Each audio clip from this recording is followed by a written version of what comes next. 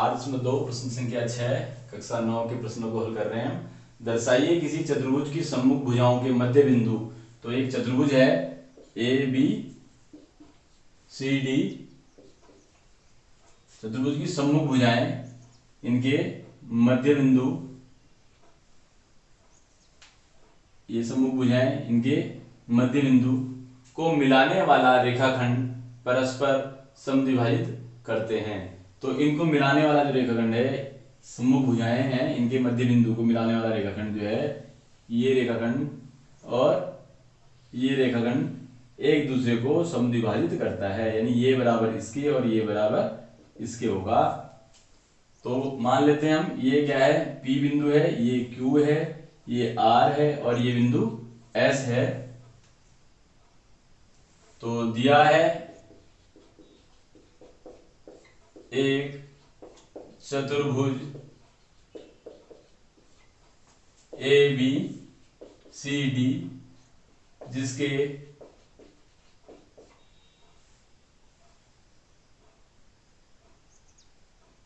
जिसकी भुजाओं A B B C D व डी ए के मध्य बिंदु क्रमशः P, Q, R व S हैं।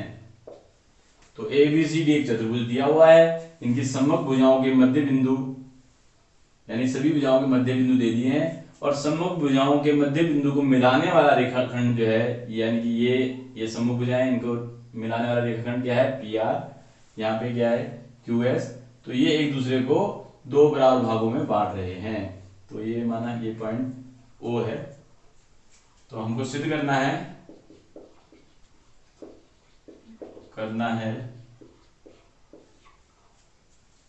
PO बराबर OR व OQ बराबर OS। तो देखें, यहां पे हम रचना कर लेंगे। हम पहले इसको मिला देते हैं, एक विकर्ण को और दूसरे को भी मिलाएंगे, लेकिन पहले एक को मिलाते हैं और इस तरह से इनको भी मिलाते हैं। तो रचना,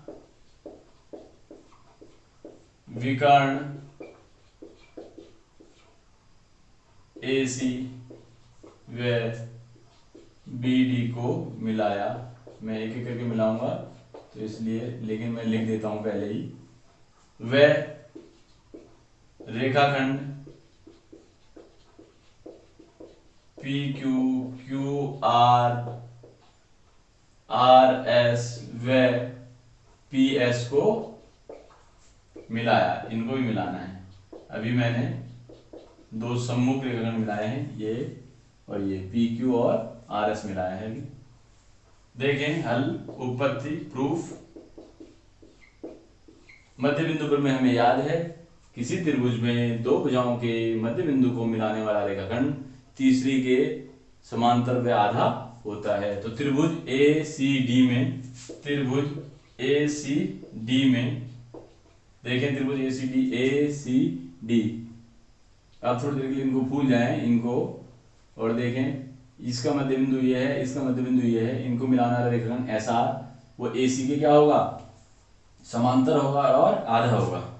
तो देखें हम, SR समांतर होगा AC के व SR हाफ हो जाएगा AC के। मध्य बिंदु प्रमेय से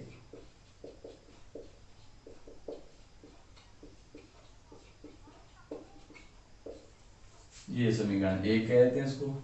इसी प्रकार नीचे त्रिभुज ABC में देखें, तो यहां पर इनको भूल जाए थोड़ी देर के लिए। तो त्रिभुज ABC ये हो गया और ये मध्य बिंदु हैं P और Q। तो इनको मिलाने वाला रेखाखंड PQ तीसरी भुजा AC के समांतर होगा और आधा होगा, तो इसलिए पी क्यू समांतर ए सी व पी क्यू बराबर 1/2 AC। ये हो गया समीकरण 2। समीकरण 1 और 2 से देख रहे हैं हम, एस आर ए सी के समांतर है, पी क्यू ए सी के समांतर है, इसलिए एस आर जो है वो समांतर हो जाएगा पी क्यू के। वह एस आर ए सी का आधा है, पी क्यू भी ए सी का आधा है, पी क्यू जो है वो इस ए सी का आधा है, एस आर भी इस ए सी का आधा है, तो यानी ये दोनों बराबर है। सपोज ये 10 सेंटीमीटर है तो ये 5 है आधा, और ये 10 है तो ये भी आधा 5 होगा, तो यानी ये 5 के बराबर होगा। तो देखते हैं फिर एस आर बराबर क्या हो जाएगा पी क्यू। किसको? 3 समीकरण लिख लेते हैं। तो देख रहे हैं एस आर, अगर हम इनको भी मिला दें,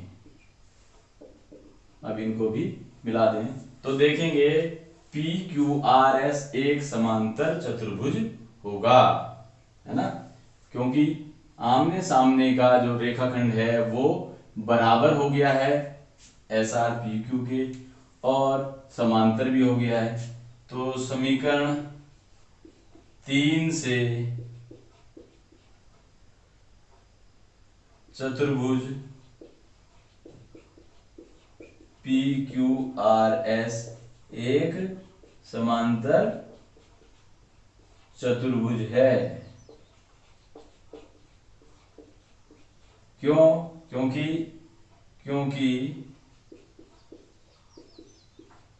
एस आर बराबर पी क्यू, या पहले से लिखे एस आर समांतर पी क्यू व एस आर बराबर पी क्यू।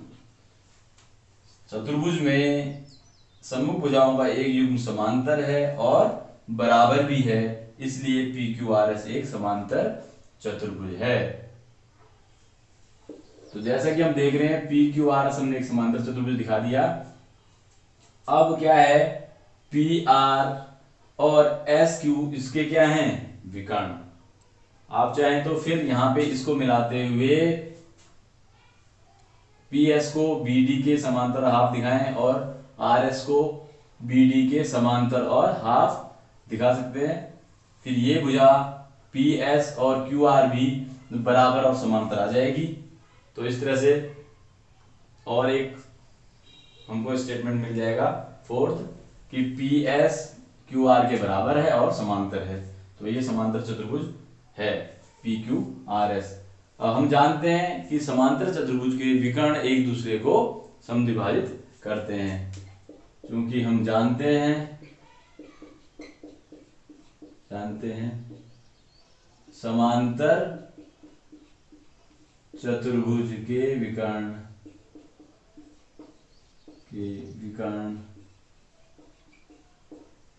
एक दूसरे को समद्विभाजित करते हैं।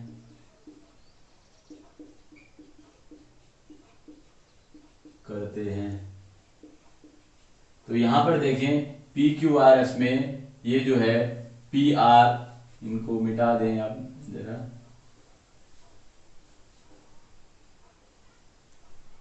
ये इन दोनों के आमने सामने के मध्य बिंदु और ये आमने सामने के मध्य बिंदु।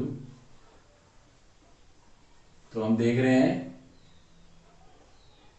ये पी क्यू आर एस क्या है समांतर चतुर्भुज, और पी आर और एस आर इसके क्या हैं विकर्ण।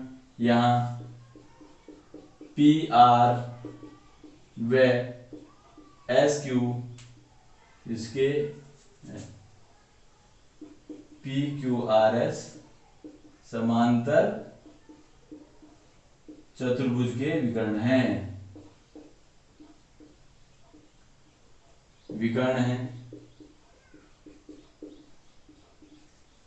ये पी आर और क्यू एस, ये और ये विकर्ण है। तो विकर्ण एक दूसरे को समद्विभाजित करेंगे, यानी कि ये बराबर इसके, इसलिए OP बराबर क्या हो जाएगा OR व OQ बराबर हो जाएगा OS।